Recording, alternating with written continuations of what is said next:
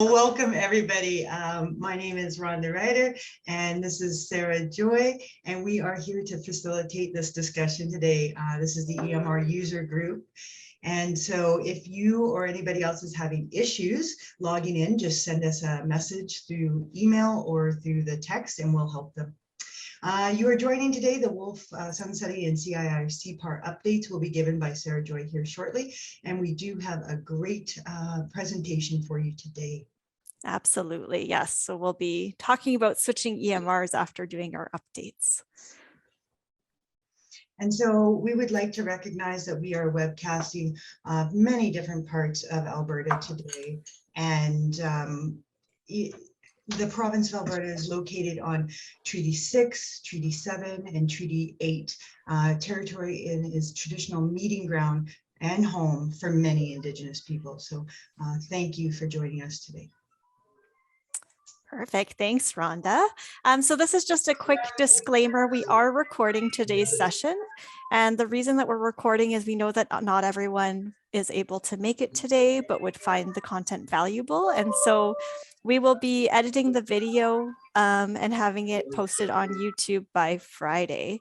And also just a reminder to stay on mute while you're not talking. We do encourage you to come off mute and discuss or ask questions throughout the webinar, but just if you're not wanting to talk with us, then please keep yourselves on mute.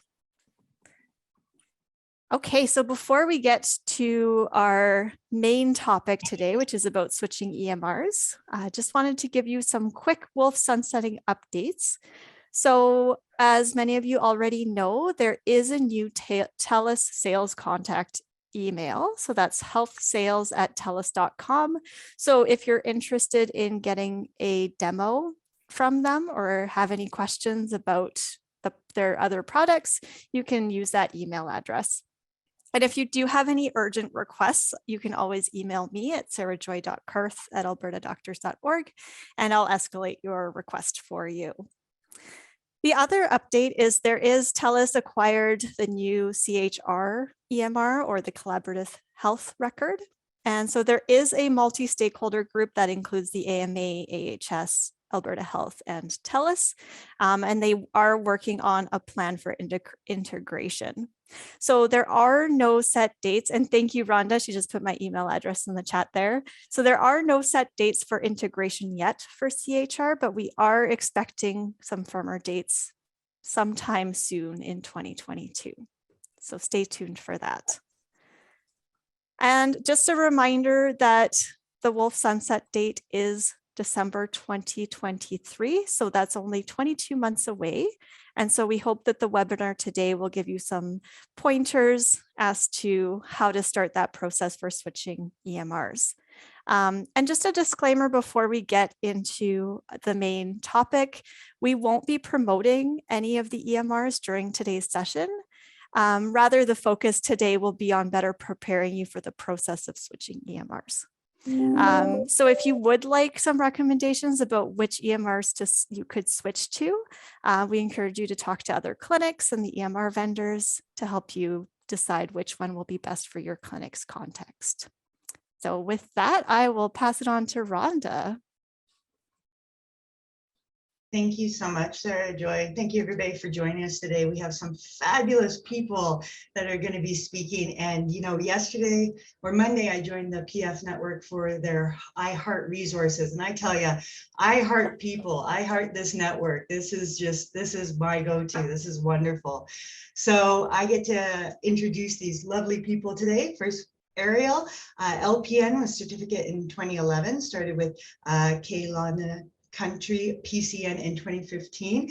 She's probably going to have to correct me on how I said that.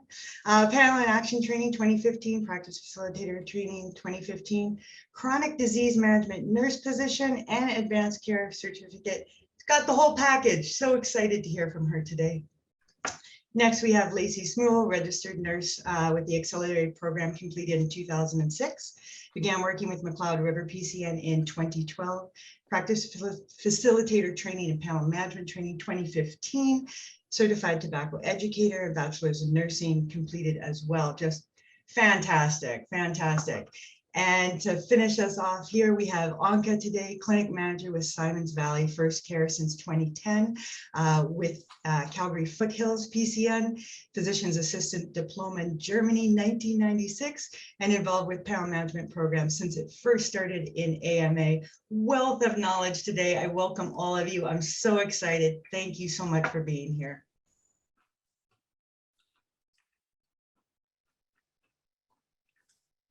All right, so Sarah Joy, it looks like we have started the presentation with choosing a new EMR and some questions that we have. Yes, absolutely. So Ariel, I'll get you to come off mute to answer this first question. So the first question is, what top 3 things did your clinic consider when choosing a new EMR platform? And we'll give you a second in case you're having trouble coming off mute there. You can hear me? Yes, absolutely. Yeah, so I think one of the biggest things we considered was just the ongoing support and communication between the EMR vendor, like their support system and our users. We're in rural Alberta. We're in a really small town, small clinic. So that was really huge for us. A lot of the emphasis, I think, was put on considerations for the physicians. So their workflows around really common, simple things that they would be doing, and making sure they weren't cumbersome. So that would look like, for example, a big one I remember was doing up prescriptions and things like that. That was very big. And just making sure that that came over and was streamlined and quick and easy. And a third thing I would say was we wanted to know what was going to come over from Wolf to the EMR we chose. So I think that was part of the deciding factor as well, for sure. Wonderful. Thank you, Ariel. Those were great tips. Anka and Lacey, do you have anything to add to that? Anything else that you guys considered? No, I think Ariel covered most of it. Perfect. Yeah, Thanks, I Lacey. think, yeah. Wonderful. So Ariel, would you mind answering the second question as well? So how did you come to a consensus about the new EMR platform? So we switched over back in, I think we had meetings in, it must have been 2016, 17.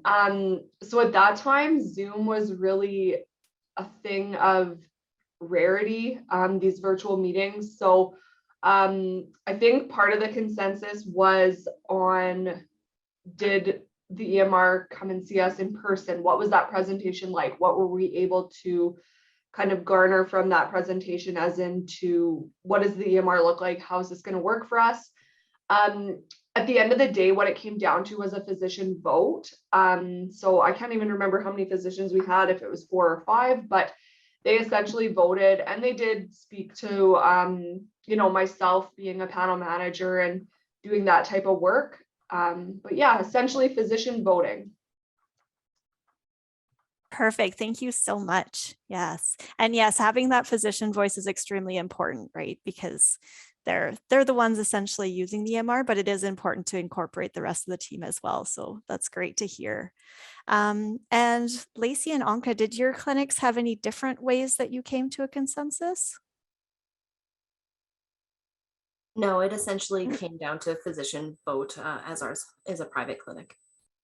Yeah, for us too. I mean, we went through the staff too, and we had input from staff as well. But of course, yeah, mainly physicians, because they are the ones using it even more than staff, right? So yeah. Absolutely. Thank you. So Lacey, did you consider external platforms for communicating with patients? So for example, texting, emailing, file sharing? Yeah, absolutely. And we just transitioned in September of 2021. So really, you know, up to our eyeballs in COVID. And so we were used to, you know, virtual visits and phone visits and just alternate ways to connecting with patients. So we knew that the EMR that we wanted to transition to was going to have to support those new processes. In addition, you know, text reminders, being able to maybe move to booking virtually and online, because we know as people were forced to go more technical when COVID hit, these were becoming more of the way of the future and more common. It was really gaining momentum.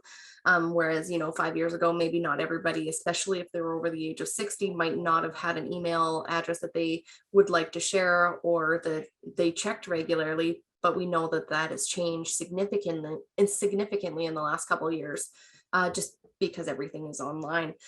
So we knew that we wanted to transition that way, whether it was text or email reminders, that, online booking, e-faxes, e-letters. There's also the option where you can send a message to connect with specialists within our EMR currently. Not all clinics that are using our EMR access those messages yet, but I can see that is going to be a trend. So if a physician has a question on a previous referral sent, they can just go right in. It's not being on hold for hours to try to pop a quick question past that specialist. We wanted to try to pick something that was going to evolve with us as we grow. Yeah, that's a great answer. Thank you, Lacey. And we do have a question in the chat asking which EMR, and maybe you can give us the top EMRs that maybe you considered that were the strongest in those areas, like having those extra communications.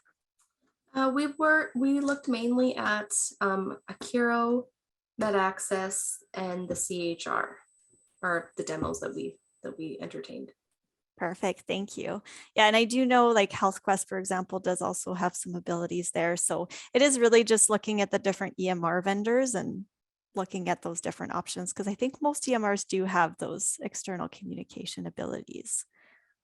Yeah, and that's a really good point too, Sarah Joy. Maybe if we can get Lacey, Ariel, and Anka to each say when they did their transition, and so we have a timeline of when you did that. So Lacey, I think you said just recently, right? In the last 6 months, it completed. Wonderful. And Ariel, were you saying 2016? I think we were December 2017. 17. And it was right at Christmas time that everything kind of happened. So we're going to have some stories coming up shortly about that, I'm sure. And Anka, just for the guests here. Yeah, we transitioned in November 1st, actually. So yeah. So Very probably recent. still in the middle of it. Oh yeah. Awesome. Yeah. I'll hand it back to you, Sarah Joy. Wonderful. Thank you. And thank you for the awesome answers so far. So Lacey, again, how long did you choose to keep a record of the old EMR? And in what format did you keep the old record? We had access to our previous EMR 3 to 4 months, where it was just a read-only file, save logins, and you could just pull it up kind of beside the new EMR, which was really helpful because especially with the data transfer over, the last data transfer happens, it's usually a couple days before your go live day. And then so there's a window where the visits were on your old EMR, but you're on your new EMR, and it can kind of, it doesn't seem like that big of a window, but it's a big window when you're working through it. So it was nice to be able to just have it in the background. Another way that we use that was so valuable, so if you can advocate for that, definitely advocate for it. Try to keep it for as long as possible. Was if you were looking through a process on the new EMR, you're like, oh, how did this work in the old one? You'd go work through it because that's where your memory and your pathways are more familiar with, and then you're like, oh, okay, this is how we're going to make it work in the new one. And even in the past few months, I've referenced that before, like, where did things go? Okay, they were here in the old EMR, and then maybe on the helpline you're like, okay, well, they were here on the old EMR, where did they go here? So that was really useful if you can leverage that. Absolutely. And I think that's good to know just for people as they're planning too, that sometimes, yeah, you will have to refer to the old one, even though you have a completely new EMR. So maybe knowing that that'll be part of the transition process. And Claire brought up a really good point in the chat as well, that something to consider in the new EMR is how available they are for support, right? So having that 24/7 availability is something to consider as well. So thank you for that, Claire. Yeah. Okay, perfect. We- So, yes. So, Mhm. so we actually signed a data retention policy. So we got everything encrypted on a USB stick, and so we always can go back if needed. Hopefully not, but and also Wolf gave us 6 months to go still into Wolf. So we have one user who always can go into Wolf, and yes, we have used it quite a bit. That's wonderful. And that's a great idea to have it on a USB stick as well. Yeah, thank you. Great tip. Okay, so this next one, I'm going to call on Lacey and Ariel again. So thinking about your EMR change management strategies. So we're thinking about the whole process for preparing to switch EMRs. So you've decided on an EMR and you're preparing to switch. What kind of EMR change management strategies did you use? So for example, maybe a pre and post checklist or something like that. Ariel, did you want to go first? You can go ahead. Okay. I think that would be really optimistic if we were that organized to have a checklist to know what we wanted. But we did kind of, and when we started transitioning, we had the conversation. We're like, okay, what are our priorities? And because we had about half of the staff had already been with us through one transition from Genoki to Wolf many years back. I think that was in 2012 or 2013. Yeah, 2013, I think. We knew how that went. And so we brought those priorities when we were planning for this transition. And we knew that we wanted lots of training because we knew it was kind of like a whole cluster and an information dump. And then you kind of had to process it as you're moving forward and working through your workflows. So we did have like a training breakdown where we would do a specific amount of training each week. It was usually during our QI sessions. And we just focused on how to book, how to write a note, how to everything. And we started really foundational, and then we built on that. That was kind of our big preparation. And then we knew that from the past transition, our physicians didn't have the time to do as much training as the staff did, or maybe prioritized it. So we knew that we had to do a little bit more one-on-one. So we would leverage our really engaged physician and be like, oh, hey, you sit beside so-and-so in your office. Do you think that you could go over this and this with them? And then if they could or they couldn't, then we would make a point of touching base with them one-on-one, because we knew if we just sent out an email or whatever, it might not always get followed up. And then the day of, it just makes it a little bit easier as we transitioned. So not really a checklist, but prioritized, training and our EMR resources, so our forms and stuff that we wanted to cross over with us. Awesome, wonderful. And that probably would help people actually develop a checklist, just hearing that, right? Because they can say, oh yeah, that's what that clinic considered, and actually make that checklist. So that's wonderful. Ariel, did you have anything to add? Yeah. You betcha. One of the things we really focused on was the concept of just like knowing your patients. So one thing that I did was having several different groups of people that met certain criteria. So maybe that's diabetics with high blood pressure on drug A, B, C, D. And I had those lists like pulled and printed from Wolf so that I could make sure when I was transitioning things into Accuro that, okay, did everything go across? Did the drugs go across? Did the diagnoses go across? This, that, and the next. So I would really stress like knowing who your patients are in your current EMR, and even just having someone that meets the criteria. You don't need 100 people. You need 3, 5. And I still use that technique very often when I find something that's not lining up. I can then show Accuro, okay, well, this person doesn't meet this part of the criteria. Why is that? And then sometimes I'm not seeing something, sometimes their end, there's something wrong. So huge for us was knowing our patients. I also, before we switched, listed off like how our queries were set up within Wolf. And I like hand wrote it out, because there was no way at that time of like printing a list. I don't know if there is now, but it was handwritten out.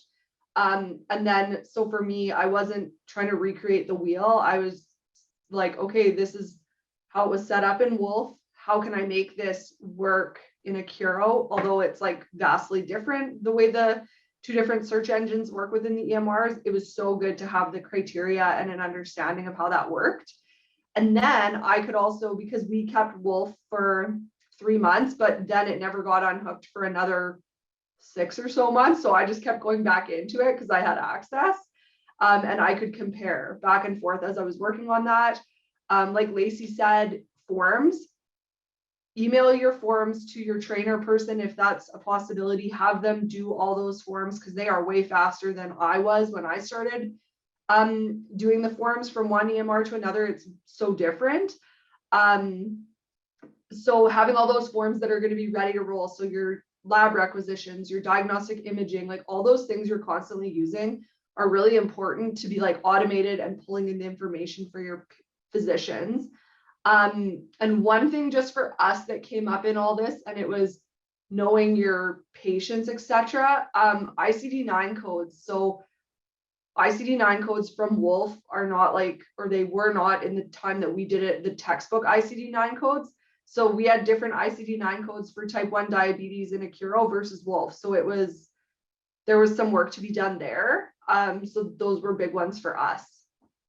Wonderful. So many great tips. Yeah. And I love what you said about the patients, because that is a great recommendation. Choose some of your most complex patients and see how their data migrates. Even do like a test migration, right? To see if everything's flowing the way it should. And you're right, searches won't migrate out of Wolf into whatever EMR you choose. So yes, write them down. That's an awesome tip. Thank you. And is there anything you guys would do differently next time? I think the biggest barrier that we had as we transitioned was the forms, honestly. Just because of the window that we were working with, they didn't all get imported at the same time, and whether, you know, the creation of it or whatever, it found like we should have probably advocated for that a little bit stronger and a little bit harder.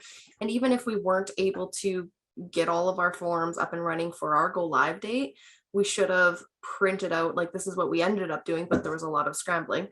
We should have printed out our, you know, like 20 most commonly used requisitions, put it in a little file folder that just sat on every MOA's or physician's desk, and was like, okay, until we get them inputted, here's yours for your go live date. I think forms were by far the biggest challenge that we had to navigate, but that's what we would do differently.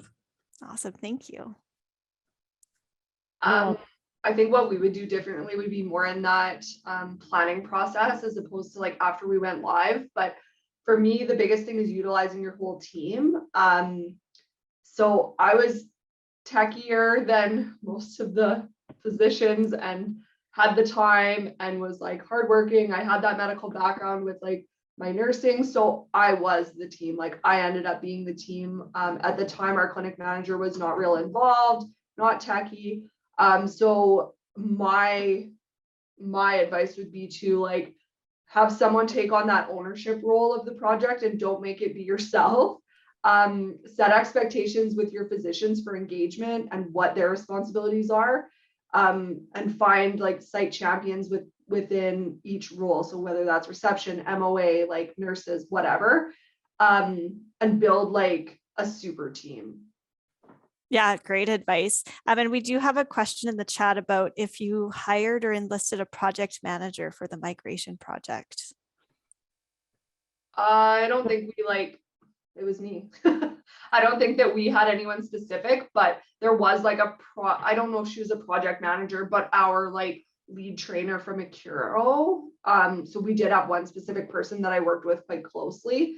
But for the clinic and at PCN side, I was doing most of that. Okay, thanks. And I did want to say that there is another question. Diane just wanted to know if each of you could say, how long did you keep access to your other EMR in place? Is 6 months a good benchmark, or did you go longer? And Anka, I see you're off mute, and I think you've been trying to answer a couple of things, so give you some room to talk. Yeah, so we are 6 months. We still have Wolf for 6 months. And I find myself, so now that we're in the process for about 4 months now, I have not been on Wolf a good 3 weeks. And as we get familiar every day, I mean, there are struggles every day and what we have to overcome. But I find I learn better when I try doing it and figuring it out than always going back the easy way. So even from the physician side, physicians have not asked me to go back into Wolf to find something specific. So I think that way is going really well. In regards to the project manager, so we moved to a Curo as well. And yes, we did have a project manager, and I have to say that is super duper helpful. We actually had an implementation overview, which she sent us, and I was following that religiously. I was clicking everything off once it was done, because then it's out of your head. There's so much coming at you at the time of the transition that you really don't know where's front and back. So having something like that in place is very, very useful. And I also wanted to mention that what I would do different is, if you are coming from Wolf, and of course you're coming from Wolf, and you are looking for new hardware, please have an IT person in your office, like an outside IT, hire an IT person who really knows the ins and outs. Yeah, that was most helpful, and we really struggled with that, because some of my physicians, yes, they are very techy. However, it takes time, and being here 6 weekends in a row, that is not right. So an IT person can do things in a couple of hours where we were struggling for weeks. So that was our biggest fault, not having having it contracted out to an IT person. Yeah, that's a great point, because it's not like the clinic stops working, right? So it can be hard when you're still trying to keep the clinic running and trying to troubleshoot all of those IT issues. So yeah, that's a great point, Anka. Yeah. And we do have a question in the chat here about, do the EMR or the new EMR vendors actually provide strategies when transferring between EMRs? Like, do they give you a list of all the things that need to be migrated? Or was it up to you to tell the EMR, the new EMR vendor, what you wanted migrated and how? No, it came all in a bundle. So everything was migrated, yes. So we didn't choose what we wanted and what we didn't. Perfect, thanks. And Lacey and Ariel, did you have the same experience? We didn't have a project manager, but now maybe I should have spoke to Annika, because it sounds way nice to have just a checklist and somebody to support. So that's probably a good idea, a good path to go. Mm-hmm. In regards to that last question in the chat box about like IT support, I read it more like, did they not provide you with IT support? And so when we transitioned, they just were like, okay, so you want to fax straight from the EMR, you want to do this, you want to do this, this is what you require. You need this much broadband or this fast of internet. It was on us to figure out who our provider was that we could get in our area and organize all that. So like specifically our clinic, we had to upgrade a bunch of the internet stuff. And so the new EMR doesn't do that for you. They tell you this is the requirement for XYZ to run this. And then the rest is on you. So we had IT, because our clinic at the time was run by the town. So we have their IT people or person. But yeah, it was still lots of organizing for me in regards to like okay, we need an electrician to run this. Well, Akiro is not going to do that stuff for you, right? So there was lots of that for us in addition. Yeah, the same for us. They suggested what we need on hardware, but we were the ones who had to go out and get it. So yeah. Thank you. Wonderful. And I see, Claire, you have your hand up. Do you want to ask a question? So it was just a recap regarding my question about the support and the checklist. So thank you everybody for giving your update on that. I've written down lots of ideas and things to look out for. So regarding moving from one EMR to another, and then we have IT issues and getting extra hardware and things like that. Did any of the EMRs that you moved over to give a timeline? Was it like, okay, you need to do this in 1 week, or you have 1 month, or was that from the clinic side saying, okay, we want this implemented by the end of so-and-so months? I'm just trying to get an idea behind the timelines of moving from one to another and getting everything in place and working and all these checklists. So the IT guy from Akiro, he contacted me about, I want to say about 8 weeks prior our go live date, and he mentioned I need to have this in place at least 2 weeks before our go live date. And he also gave me actually a checklist what to do, and he was in constant contact with me, asking where I am so far, if I have everything, and especially with COVID, there was a lot of supply delays, as we all know, even computers. So he was a little worried, but we were able to get everything on time. And I think a week before, again, he was making sure that everything is in place with faxes. However, we did not have a professional IT guy on place. That's why we ran into problems. So I feel like if we would have had a professional IT guy in place with new printers, new computers, and so on, everything would have went a lot smoother. But yes, we had a timeline. Wonderful. Thank you. So I see we still have some questions in the chat, but I think we'll keep us going. And if we aren't able to address all of the questions, we'll make sure that we send out an email after the fact with the responses. But thank you. Keep the questions coming. Those are awesome questions. Okay, so our next question. So this is still touching on getting prepared to switch EMRs. So Anka, I'll turn to you now. So how much time do you recommend allocating to the entire process for switching EMRs? Oh, 5 years. No, I'm just kidding.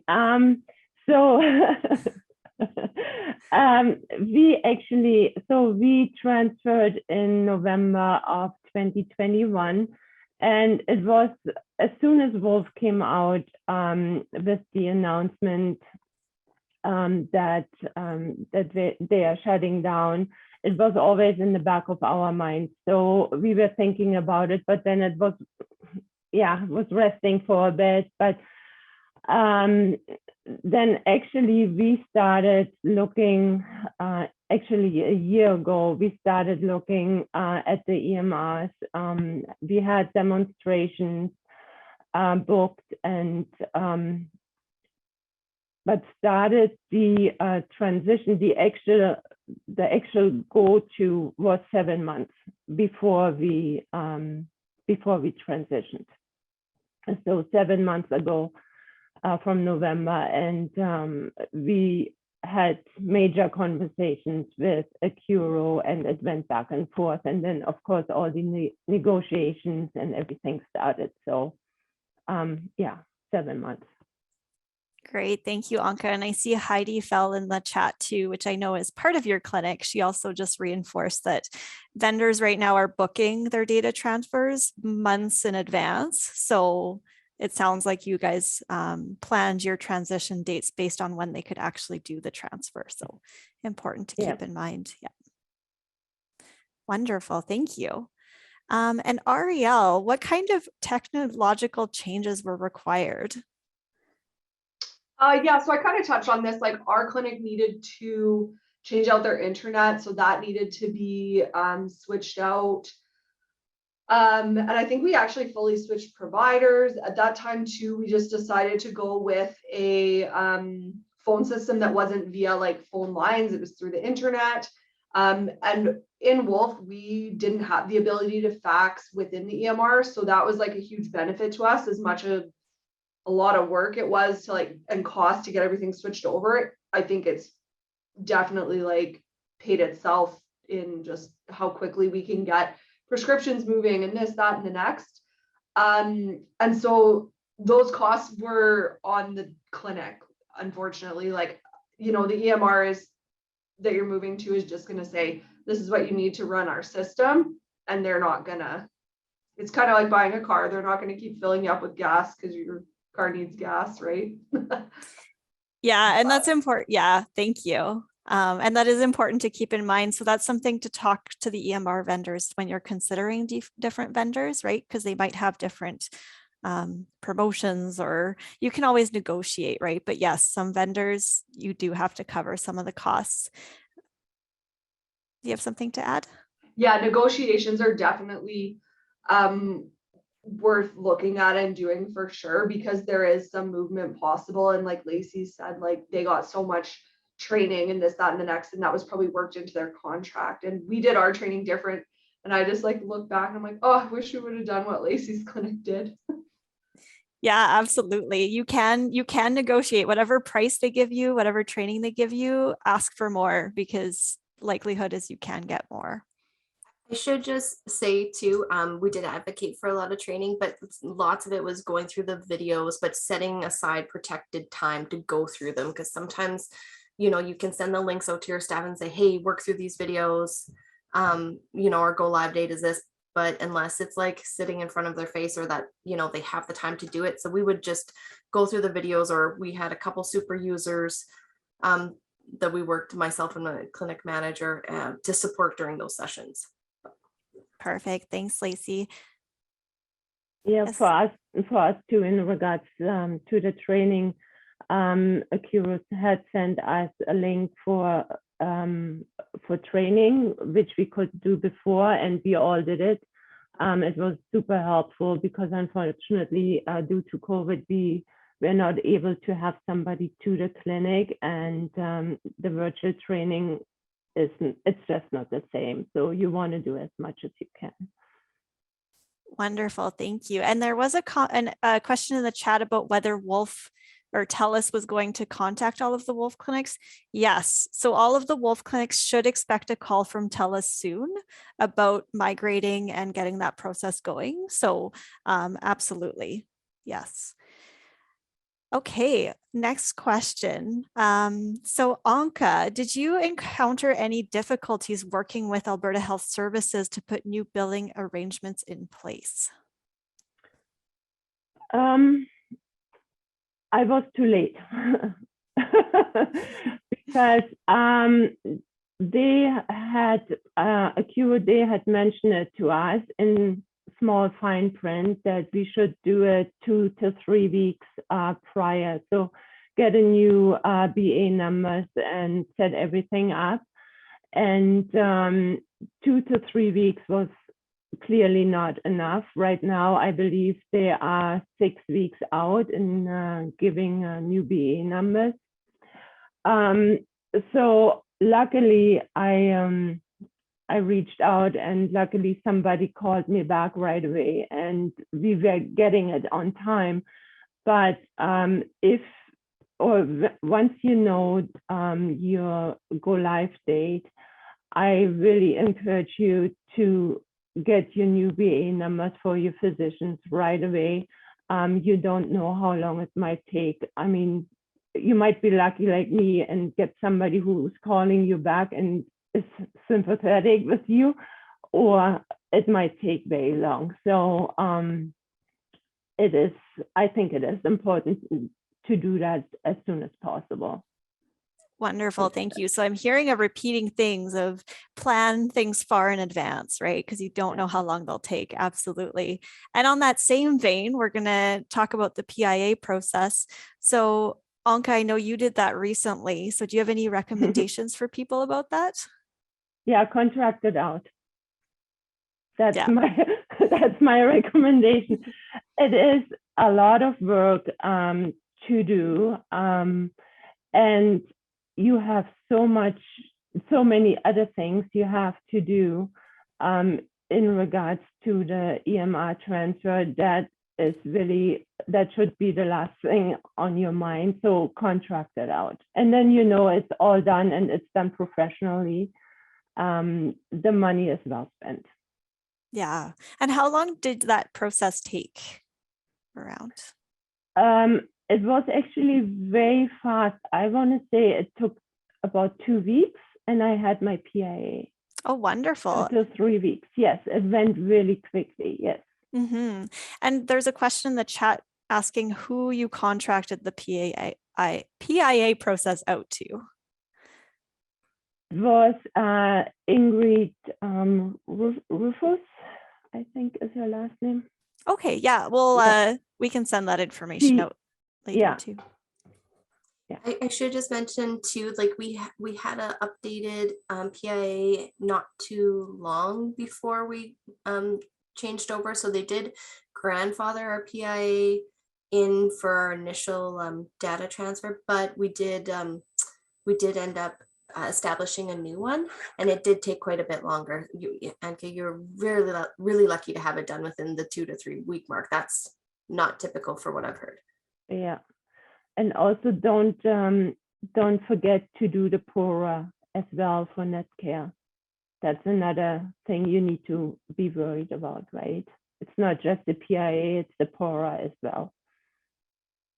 Thank you. Yeah, wonderful. And yes, 2 to 3 weeks is extremely fast. So yeah, that's abnormal. And just a quick question in the chat is saying, so do you need new BA numbers when you switch to a new EMR?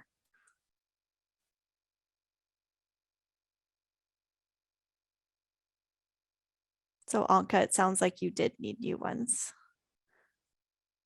Sorry, I missed that. Oh, no problem at all. No, there's a question in the chat asking if you need new BA numbers when you switch to a new EMR. Oh, yes, you do need a new suffix, and you need new BA numbers for each physician. Yes, keep the old ones. Don't cancel them just yet. Once everything is in place. But yes, you do need new ones, and I wasn't aware of that, to be honest. I wasn't aware of that, and that's probably one of the reasons too why I was late. Perfect. Thank you. So yeah, that's good information. And we have some good information in that chat too. Thank you, Raven, for that list of PIA consultants. And then Rhonda for that information about the PORA. Okay, so I see we're slowly running out of time, just so much good information to share. So I'll take us to our next slide here. So Ariel, did you encounter any migration difficulties? I think our difficulty was just how our biggest migration issue, I would say, was I seem to remember a DIN number problem with the prescriptions. And one other big thing that was not, I guess, made aware to anyone was that even if patient A had 17 medications they were on and they were all in the chart, you couldn't just click renew. So the first time you were seeing every person, you were doing new prescriptions for everything, and it was very time consuming. I don't know that that's something that you can get away from. In this day and age, maybe they've come up with something. And as well, I would say the migration issues with the ICD-9 codes were significant because that took a lot of manual work. And what we ended up doing was I worked with our training setup lady and just did custom ICD-9 codes for our Accuro that matched the ones from Wolf to decrease confusion and keep with continuity. Awesome. Thank you. Yeah. And Heidi put in the chat here as well that you should expect to have to re-prescribe every single medications for every patient, as it doesn't sound like it's transferable from Wolf. So a good thing to keep in mind. Yeah. Thank you. And Anka, what were your biggest lessons learned throughout the whole process? Well, one of the biggest ones was that I need an IT guy. And actually, that we should have listened more to the vendor, because the vendor had mentioned to us to close our office, and we did not for the expected time. So I think it would have went a lot smoother too if we would have closed our office, not just one day. But other than that, I mean, there is so much work, and in the data conversion that you really didn't know what's coming at you, and it's not all decent, and there are still gaps in there. So, but just be prepared and for the unexpected as well. Yeah, awesome tip. Absolutely. Yeah, so it's always important to plan, but yes, your plans will probably have to change. Yeah, absolutely. And Lacey, if you were on CII-CPAR when you were on Wolf, and then you migrated to a new EMR. So how did that go, migrating CII-CPAR over? The paperwork was essentially pretty simple. It was just changing. It was just kind of clicking the button. You had the forms on record from when we signed up with Wolf, and it was just a matter of selecting the other EMR and resubmitting the forms. And originally we had good flow of data really right away. There was a small disturbance in our e-notifications kind of around months 2 and 3 and 4, I can't quite remember, where it just kind of reset back to submitting our e-notifications to Wolf. So that took a little bit to reset, but then otherwise it's been the smoothest part of CPAR. Wonderful. That's awesome to hear. Yeah, because I know we get a lot of those questions, right, of clinics already on CII-CPAR, so it's good to hear. Okay, yes. I just had one thing to add. Make sure that you can track your referrals. That is what we had missed as well. We couldn't see, because we didn't have a person in-house. It was all virtual, so the referrals didn't come through properly. So we had to have a workaround. So make sure you can track your referrals. That Great was tip. one of our lesson learned too. Yeah, thank you, Anka. Yeah, we didn't touch on that yet, so that's fantastic. Thank you. Yeah, like Vanessa said in the chat, great tip. Absolutely. Okay, so Lacey, were you able to negotiate free training? I know we touched on this a little bit, but maybe just a quick recap. Yeah, and I'm not sure about the prices of things because my clinic manager and I, we just kind of divided and conquered.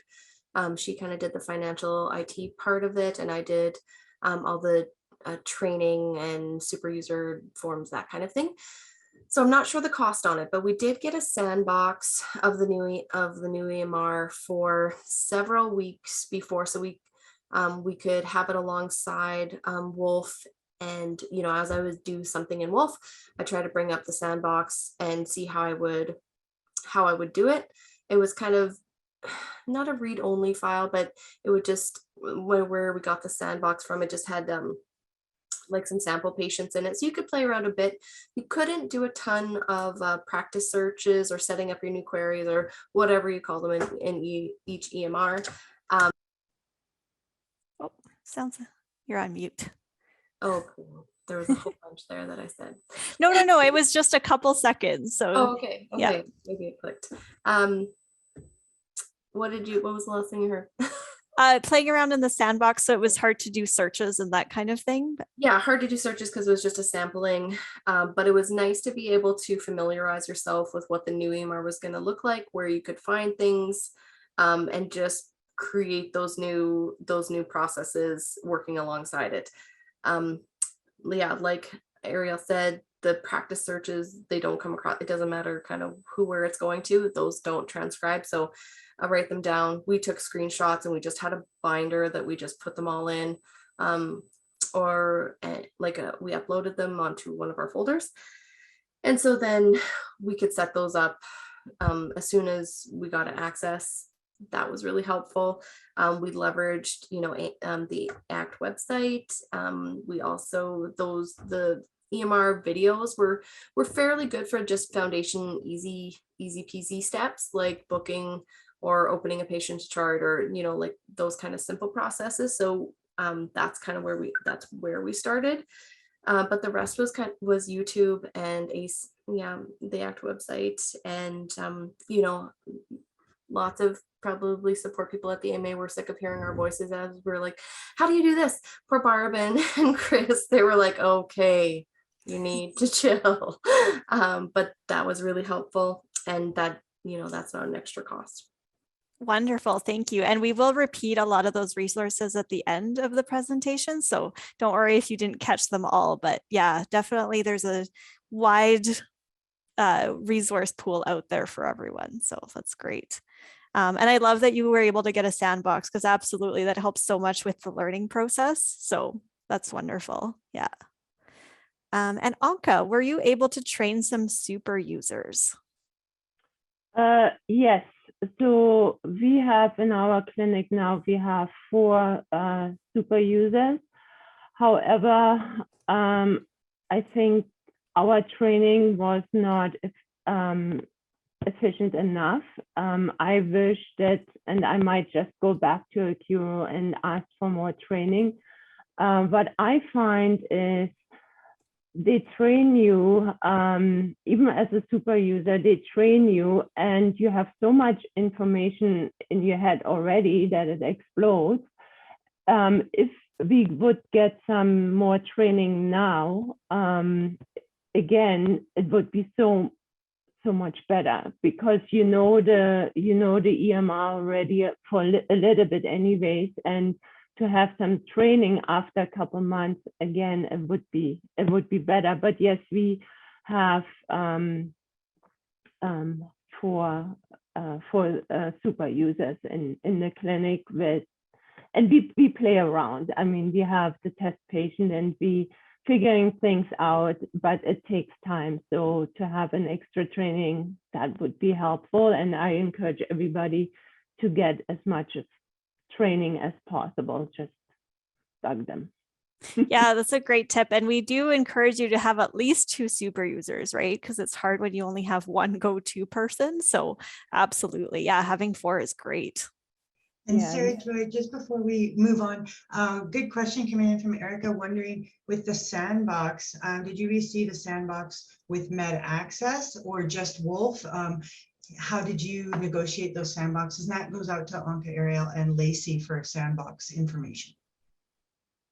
We just had the sandbox when transitioning from Wolf to Med Access, not from Genoki to Wolf. And it was a Med Access sandbox? Yeah. Yeah, perfect. Awesome. And someone's asking if it was, or yeah, actually Claire's saying, just FYI, I believe you have to pay for sandbox accesses. So I don't know, Lacey, if you negotiated that for free. Sorry, not sure. Yeah, no problem at all. We actually had our own patients as a sandbox, and we could play around and go back to Wolf and see how it came in and everything. And I think that it took a long time, and there were sometimes in the day there were 60 emails going back and forth about questions, and no, we don't like that. So they kind of customized. I had the feeling for us, because we were so involved, and the physician, 2 of my physicians, they were very involved with it, and they told them exactly what they wanted. And I think that is so important, because me as a clinic manager, I wouldn't know to begin. And I don't think we paid for the sandbox, because it was kind of like a trial and error. So yeah, and I mean, that could be something that you ask about, is we're not sure if we want, like, which EMR we want to switch to. So having that sandbox can almost be a sales feature for the EMR vendor. So yeah, negotiate. That's one of the big themes today. Okay, so now we're going to go on to the top 3 tips from each of our guests today. So Ariel, what are your top 3 tips? Mine were to, one, write out your short and long-term goals. So knowing where you want to go is the first step, because if you're picking an EMR that's not going to let you get there, that's going to cause you lots of distress and problems. Look at what your must-haves or your wish list is. So is there things in your current EMR that you love and that you don't want to go without? And then just looking at, can my new EMR have that, or what is the alternative or workaround, that type of thing. So for me, it was, setting the expectation for where I wanted to go, and then just figuring out what I could and couldn't live without. Awesome. Thank you. Yeah, great tips. And Lacey. For sure. Yeah. It was plan where, what you want to do with your EMR, where you'd like it to go, plan where your information from your old EMR, where you'd like it to go into your new EMR. And I don't mean that like a big picture, go really granular. Okay, where do my investigations go? Where would I like them to go? If I made a care teams in Wolf, where are they going in Med Access? Being really specific about where you wanted that to go. So looking at your first data dump really carefully, and clear your schedules for that whole time. Don't have anything else on your plate, because it takes up a lot of time. And I see Heidi's note in the chat about over 60 hours of work into their data conversions. Yeah, for sure. Absolutely. I think that, that may even be conservative. Train multiple super users prior to switching. I think that is one thing that was worked really well for our clinic, is that we knew, because we had so little training in our last transition, that that's what we wanted to focus on. And it was, it was still overwhelming, but at least we had enough foundational training with a whole bunch of people. We only have 2 super users, but then it still, your name is always on their mouth for the first month, 2 months. You can hardly sit down and are like, this and that. If it was only one person trained, oh man, you would just, it would be just so overwhelming. And then I could see a lot of disengagement. So this was great that we had a lot of support built up in the team. Like Ariel mentioned, really spread it around. Get the sandbox, have it open beside you, mirror how you would do the task in your old EMR in the new EMR. Give yourself twice as long to do the same amount of patients. They do have a recommendation on, like Anki said, about booking off your clinic for a few days and then reducing it by capacity. That worked really well for us. We didn't close the clinic, but we did reduce by capacity for the weeks to follow. And that was really helpful. Just not having that time pressure as much helps you learn and retain a whole lot more. I think those were kind of the big ones. Those are awesome tips. Thanks, Lacey. Yeah. And Anka, what are your top 3 tips? Oh, and you're on mute. There we go. Start planning early. I mean, it is on your mind already.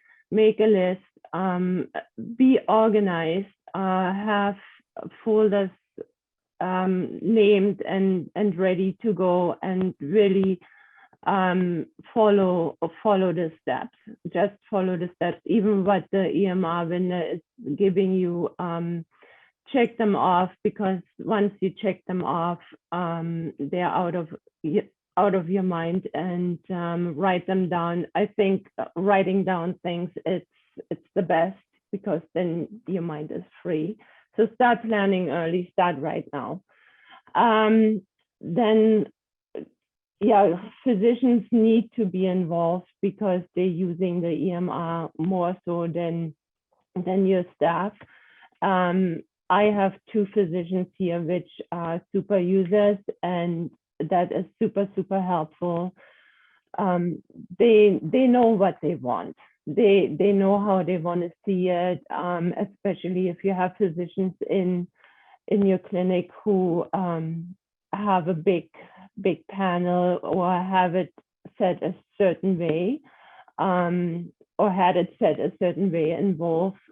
That's what they are looking for, and they need to be involved. So, and I wanted to mention too, probably every clinic has at least one physician who is not tech savvy, and get that physician involved as well. Try to help him or her as much as possible. Yeah, and my third, definitely don't be shy. You pay the vendors a lot of money. They should be there for you. Even if you send them emails and you're thinking, oh my gosh, that is such a silly question. No, it's not. It's their job, and to help you and negotiate whatever you can squeeze out of them. Wonderful. Thank you. And I do see it's 1 p.m. So I want to be mindful of people's time. If you have to drop off, that's fine, including our guest speakers. Thank you so much today. This was amazing and such an amazing amount of information. And hopefully people found lots of value in you sharing your experiences. So thank you so much. And we totally understand if you have to drop off now, but we'll finish off with just a few more slides here. I do have to run. Thanks very much. Absolutely. Thanks, Lacey. I do too. Thank you. Thank you, Ariel. Thank you. Okay, so here is a list of our additional resources. So I know many of our guest speakers talked about these already, but we want to point you to the ACT EMR resources. There's YouTube videos, so you can even Google the new vendor and you'll find some YouTube videos for most of them. The EMR vendors also have training videos. A lot of them are free, so go to their website and look those up. Talk to your friends from other clinics and PCNs. So I know some of our guest speakers today did that when they were trying to pick new EMRs and trying to figure out the new EMR. And there is another resource called What to Address in an EMR Contract. So we'll make sure we link to that under the YouTube video once this recording is up. So that was also a really helpful resource for the clinics that have switched. And thank you, Antonia. She put links to the EMR guides on our ACT website there in the chat. Okay, and I think we had lots of questions, but if you have other questions, you can quickly pop them in the chat.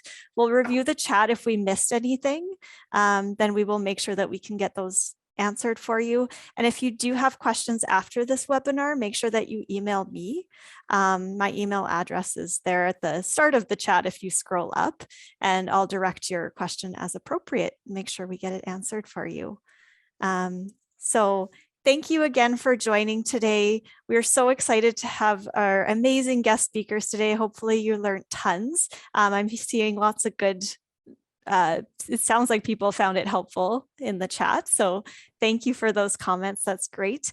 And this is a reminder about our next 3 EMR user group meetings coming up. We have one in March, one on April 6th, and then one on May 11th. So stay tuned for the topics for those, and we're excited to see you there. So thank you so much on behalf of Rhonda and I for attending today. And don't forget to post on the discussion board. That's a great place to ask all of your questions and get them answered by your peers here at in the network. I'm loving some of these questions. It's so lovely. I love the last one that Laura said, and you know, even though we think it's a long time, it is not a long time after hearing from our guest speakers, Lacey, Ariel, and Anka today. So, you know, it sounds like it even just takes 5 to 6 months to look at all the EMR vendors. That's not even picking one yet. That's just looking at them. Plan early for sure. Absolutely. Yes. And Antonia, thank you. She just popped my email in there as well if anyone needs to copy it from there. That's great. Well, thank you, everyone. Have an awesome afternoon, and hopefully we'll see you next month at our next meeting.